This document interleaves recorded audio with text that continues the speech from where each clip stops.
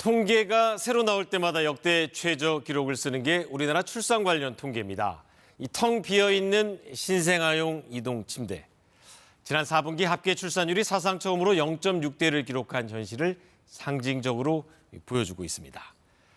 예식장은 장례식장이 되고 어린이집은 요양원으로 바뀌는 대한민국의 점진적인 소멸 상황. 박찬 기자가 보도합니다. 한국이 사라지고 있다. 지난해 2, 3분기에 우리나라 합계 출산율이 0.71을 기록했을 때 뉴욕타임즈에 실린 칼럼입니다. 지난해 4분기는 이 제목보다 더 비관적인 숫자가 나왔습니다. 합계 출산율 0.65, 처음으로 0.7선도 깨졌습니다. 가임기 여성 100명, 그러니까 실제로는 200명의 남녀가 평생 낳는 아이의 숫자가 65명에 그친다는 뜻입니다. 지난해 전체로 봐도 0.72명으로 사상 최저 기록이 나왔습니다. 출생아 수는 23만 명에 그쳤습니다. 전국 모든 시도에서 합계 출산율이 1을 밑돌았고 1년 12달 내내 출생아 수가 1년 전보다 줄었습니다. 어떤 면에서 살펴봐도 비관적인 성적표입니다. 지난해에 두드러진 건 30대 초반의 출산 감소세입니다. 30살에서 34살, 인구 1000명당 출생아 수가 1년 만에 6.8명 줄어서 전 연령대 가운데 가장 많이 줄었습니다.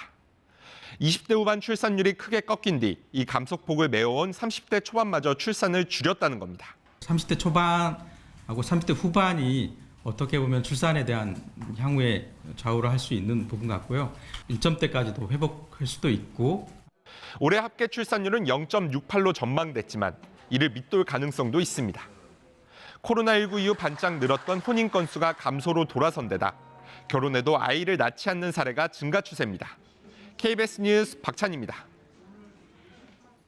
또 다른 특징은 둘째가 급감하고 있다는 겁니다. 지난해 우리나라에서 태어난 둘째 아이는 7만 4천 명에 그쳤습니다. 하나만 낳고 출산을 중단하는 가정이 많은 건데 이 부분을 해결해야만 저출생 문제의 해법을 찾을 수 있습니다. 황현규 기자가 전해드립니다. 3살 아들을 생각하면 지금이 둘째를 낳을 만한 시기지만 김태성 씨 부부는 지난해 둘째는 없다고 결론 냈습니다. 둘째를 원래는 계획을 조금 해보자 했는데 이게 애를 키우다 보니까 키우면 키울수록 이제 돈 들어갈 때들이 좀 많아지고. 지난해 우리나라에서 태어난 둘째는 약 7만 4천 명, 셋째는 1만 7천 명에 그쳤습니다. 첫째 아이보다 둘째, 셋째 감소세가 훨씬 가파릅니다. 결혼을 늦게 하고 첫 출산 시기가 늦어지면서 둘째를 낳기 힘들다는 이유도 있지만 주택 가격과 사교육비 등 경제적 부담도 둘째 출산을 결정하는 요인입니다. 아기를 낳고 일단 당장 쉬어버리니까 수입이 이제 거의 반토막 가까이 나고 대부분의 아기 키우시는 집들의 부담이 집대출일 것 같거든요. 눈길을 끄는 건 첫째에 비해 둘째, 셋째는 전년도 출산율 같은 사회적 분위기 영향을 덜 받는다는 점입니다. 기혼 남녀의 이상적인 자녀 수는 2명이란 조사 결과도 있습니다. 여건이 개선되면 마음을 돌릴 수도 있다는 뜻입니다. 2명 이상은 해야 뭔가 안정적인 가정의 그런 그림이 나오지 않을까 생각을 했었죠. 고정적으로 나가는 지출들도 있고 또 아이를 봐줄 수 있는 분들이 주변에 없기 때문에. 현실에선 두 아이 가정이 누릴 수 있는 혜택이 많지 않습니다. 특히 아이 교육비와 관련해선 혜택이 셋째 이상에 집중돼 있습니다.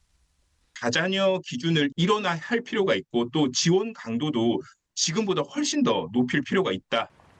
여성이 출산 뒤 일자리에 쉽게 복귀할 수 있는지와 일 가정 양립이 가능한 직장 문화도 둘째 출산을 좌우할 요소로 꼽힙니다. KBS 뉴스 황현규입니다.